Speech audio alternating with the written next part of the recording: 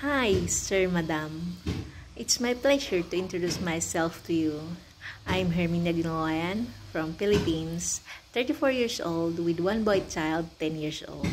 I'm a high school graduate but I take a vocational course caregiver on how to take good care of newborn baby, elderly, and person with disabilities.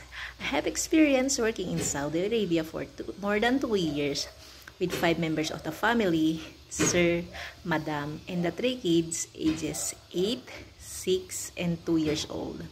The 6 years old is a special child, so I need to use the catheter to pee and the suppository to poo.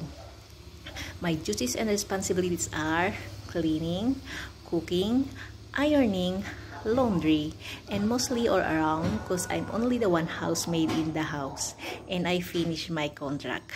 My second experience is in Doha, Qatar with 5 members of the family, Sir, Madam, and the 3 kids ages 6, 8, and 10 years old.